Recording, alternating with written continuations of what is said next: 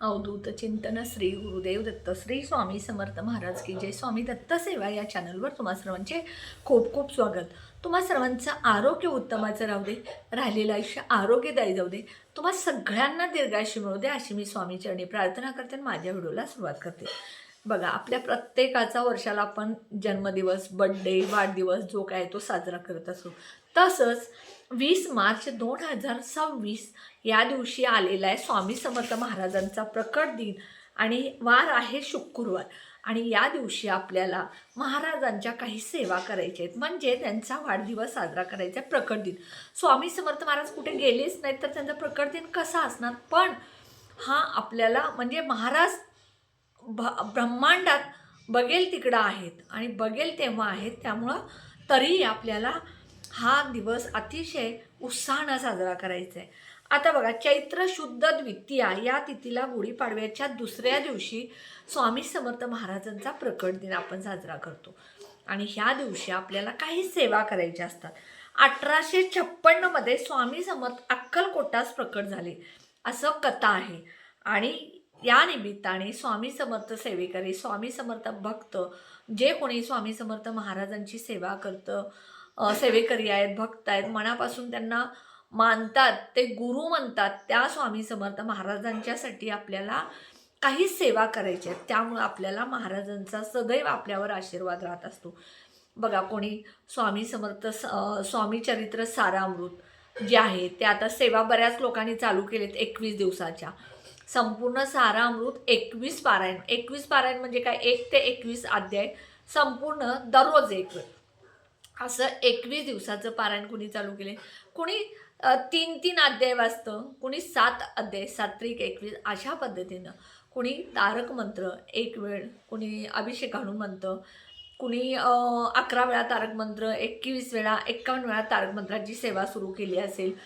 कुणी गुरुचरित्राचा 14वा अध्याय जो आहे त्याची सेवा चालू केली असेल. कुणी गुरुचरित्राचं संपूर्ण पारायण 3 दिवसाचं, 1 दिवसाचं किंवा 7 दिवसाचं करतं. म्हणजे प्रत्येकजण आपापल्या वेळेनुसार ही सेवा करत असतात. आणि ही सेवा आपण कोणी करणारे नाही तर महाराज आपल्याकडून करून घेत असतात.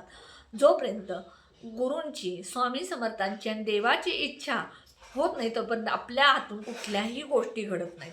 आणि त्या करून घेणारे ते असतात. आणि आता बघा, काही जण बघा लिखित स्वरूपाचं श्री स्वामी समर्थ, श्री स्वामी समर्थ असं वहीमध्ये दररोज एक पान किंवा 100 वेळा किंवा 108 वेळा किंवा 1000 वेळा लिहिणारे सुद्धा सेवेकरी ही सेवा चालू केली. पण प्रत्येकाला ह्या सगळ्या सेवा जमतात का? नाही. कारण लहान मुलं असतात, वयस्कर माणसं घरामध्ये असतात, एकत्र कुटुंब असतं, जॉबला स्त्रिया असतात. आणि ह्या सगळ्या धावपळीच्या ह्याच्यात ह्या सगळ्या सेवा करणं प्रत्येक स्त्रीला शक्य नाही. ज्यांना शक्य आहे ते चालू केले असतील त्यांच्यासाठी खूप चांगलं आहे. पण ज्यांना सेवाच करणं शक्य नाही त्यांच्यासाठी एक अतिशय प्रभावी उपाय सेवा मी घेऊन आले. ही सेवा जर तुम्ही मनापासून केली, तुमच्या मनातली इच्छा सांगून केली तर तुमची इच्छा नक्की पूर्ण होणार. कोणता उपाय? तर बघा, गुरुचरित्राचा 53वा अध्याय आहे. हा तुम्ही प्रकट दिनाच्या आधी, म्हणजे प्रकट दिन दिवशी 7वा दिवस त्याचा आला पाहिजे. मग कसं करायचं बघा, आता अमावस्या आहे गुढीपाडव्याला, तर त्या दिवशी आपल्याला हे वाचता येत नाही, कारण गुरुचरित्र हे अमावस्या दिवशी वाचायचं नसतं.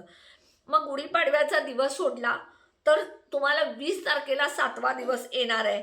म्हणजे तुम्ही कधी सुरू केलं पाहिजे? 12 तारखेला, म्हणजे तुम्ही परवा दिवशी गुरुवार आहे, गुरुवारी सुरू करू शकता. 12, 13, 14, 15, 16, 17, 18 आणि 20 असं 7 दिवसाचं पारायण तुम्ही गुरुचरित्रातला 53वा अध्याय 7 दिवस दररोज, तो 53वा अध्यायच दररोज 7 दिवस वाचायचा. मग सकाळी वाचा किंवा संध्याकाळी वाचा.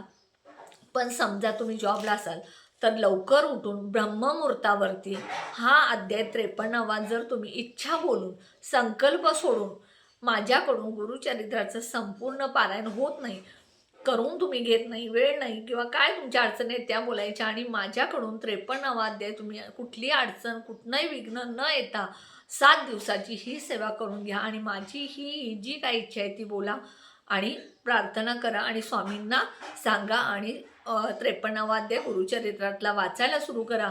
नक्की तुमच्या ह्या सेवा, हा उपाय महाराजांच्यापर्यंत पोहोचेल. कारण कोणतीही सेवा मनापासून भाव मनातले चांगले ठेवून जर केली तर ती मान्य स्वामी समर्थ महाराज करत असतात. त्यामुळं 53वा अध्याय जो आहे गुरुचरित्रातला तो 7 दिवस दररोज वाचायचा. अजून एकदा प्लीज मी परत सांगते, 20 तारखेला प्रकट दिन आहे, त्या दिवशी 7वा दिवस यायला पाहिजे. 19 तारखेला आमोश आहे, त्या दिवशी वाचायचं नाही आहे. तो दिवस सोडून 7 दिवस झाले पाहिजेत.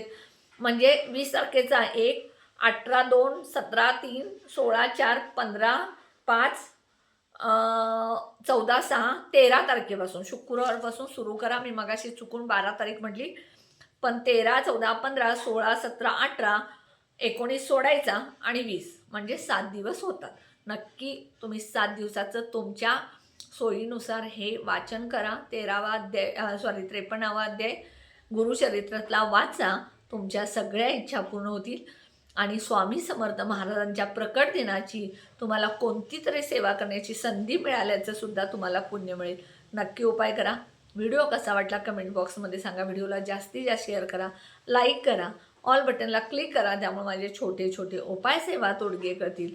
आणि जे कोणी माझा व्हिडिओ नवीन बघत असेल त्यांनी प्लीज माझ्या व्हिडिओला सबस्क्राईब करायला विसरू नका. तुमच्या आयुष्यातल्या सगळ्या अडचणी, दुःख, संकट, वाईट शक्ती, नकारात्मकता ते सगळं स्वामी समर्थ महाराजांनी काढून टाकून तुमच्या आयुष्यात सुख, शांती, समाधान आणि भरभराट आरोग्य दिले असं मी मॅनिफेस्टिंग करते. श्री स्वामी समर्थ.